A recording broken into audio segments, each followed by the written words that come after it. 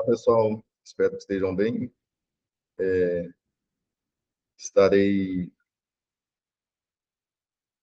refazendo a última parte do capítulo de número 41, as condições necessárias para um analista. A última parte ficou sem áudio, que é o ser verdadeiro. Tá? São atributos, qualidades que o analista precisa ter. Ok? É uma condição.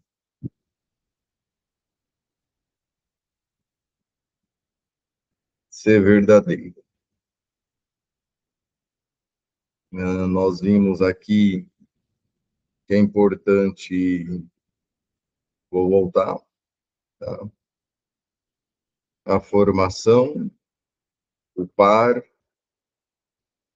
a pessoa real, visualizar as diferentes partes do paciente, o respeito a si, ao outro, a empatia, a capacidade de ser continente, a paciência, a capacidade negativa, a intuição e agora o ser verdadeiro. Que seria o 11, né? Porque há duas vezes o 7 aqui. Capacidade de ser continente, paciência, capacidade negativa, intuição e ser verdadeiro. Então vamos lá. Esse aspecto, esse atributo de o analista ter amor às verdades constitui sim uma das condições necessárias mínimas, tá? Uma condição mínima para o analista. Aqui, condições mínimas necessárias. Então, ser verdadeiro é uma das condições mínimas necessárias para o analista. Mas enfatizada por Binho, não, obviamente, no sentido dele ter a posse de conhecimento que julga serem as verdades absolutas. Não caia nessa de verdade absoluta, ok?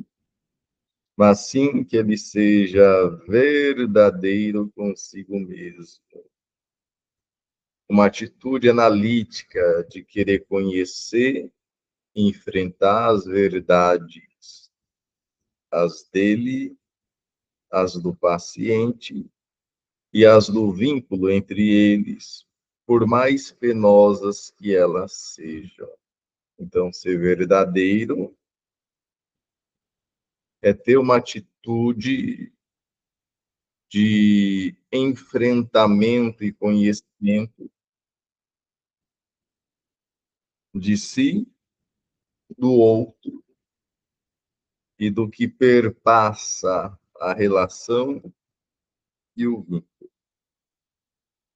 A essa função do conhecimento, Bion considerou como sendo um dos vínculos essenciais que ele designou com a letra K, o vínculo do conhecimento.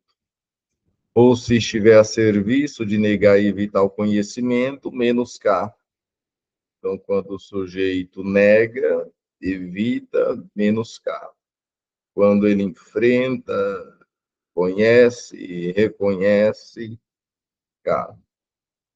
Assim, podemos depreender de Bion. Ser verdadeiro vai muito além de um dever ético.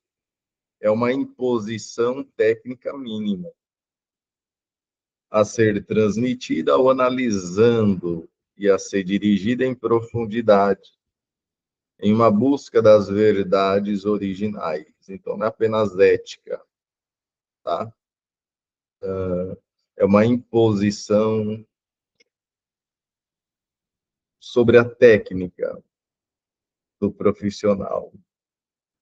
Esse aspecto que estamos abordando tem uma profunda repercussão na prática analítica, porquanto alude diretamente ao vínculo do par analítico e, consequentemente, diz respeito à atividade interpretativa e aos critérios de crescimento mental do paciente. Então, diz sobre o vínculo, diz sobre a interpretação, diz sobre o crescimento. Desvio. Quando um paciente procura um analista, isso sugere que ele necessita de uma injeção poderosa de verdade, mesmo que ele não goste dela. No entanto, o medo de conhecer as verdades pode ser tão poderoso que as doses de verdade são letais. Há pessoas que tampam os ouvidos para não ouvir, tampam os olhos para não ver, ok? Há pessoas que se afastam, fogem das verdades, do conhecimento, tá? Entram em negação, distorcem. Isso, quero crer, constitui um alerta para o analista não confundir amor às verdades com o estado mental de uma permanente caça obsessiva às supostas verdades. Até mesmo porque a busca da liberdade, bem maior que uma análise pode propiciar, é indissociável da verdade. Então, se o sujeito busca liberdade, ele precisa se deparar e se encontrar com algumas verdades, tal como aparece na sabedoria milenar da Bíblia, no trecho que reza: "E só a verdade vos libertará. O conheceis a verdade vos libertará." Assim, impõe-se mencionar essa profunda e, ao mesmo tempo, poética frase de Binho, que estabelece uma íntima correlação entre o amor, a verdade e a liberdade. O amor sem verdade não é mais do que paixão. Verdade sem amor não passa de crueldade. Isso me faz recordar dessa outra frase do poeta, igualmente bela e profunda, e que pode servir como uma luva para nós analistas. Por favor, pisa devagar, porque está pisando nos meus mais queridos sonhos. Todas essas condições necessárias para o analista, de forma alguma, excluem o fato de que, antes de tudo, ele é gente também. E como todo ser humano tem sentimentos, fraquezas e idiosincrasias, isto está admiravelmente expresso de forma poética por Clara Hildmann. Convite. Pois fica decretado a partir de hoje que terapeuta é gente também. Sofre, chora, ama e sente. E às vezes precisa falar. O olhar atento, o ouvido aberto, escutando a tristeza do outro, quando às vezes a tristeza maior está dentro do seu peito. Quanto a mim, fico triste, fico alegre, sinto raiva também. Sou de carne, sou de osso, e quero que você saiba isto de mim. E agora que já sabes que sou gente, quer falar de você para mim? Um aspecto particularmente importante em relação à condição mínima necessária de um analista ser verdadeiro consiste no risco, durante o processo analítico, de uma formação de conluios e conscientes do analista com as falsificações do analisando, ou seja, quando analisando consegue tapear o analista, e o analista faz alianças com essa farsa da narrativa de seu analisando. Assim, Bion adverte para o fato de que há pacientes que tentam limitar a liberdade de pensamento e, por consequente, de interpretação do analista, atacam, tá? Essas funções egóicas do analista.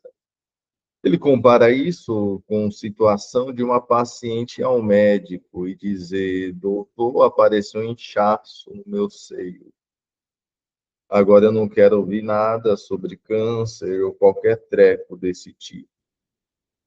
Isso não difere fundamentalmente do fato de que um analista possa ficar conluiado, submetido àquele tipo de paciente que quer baixar leis sobre aquilo que o analista vai pensar ou sentir a respeito dele.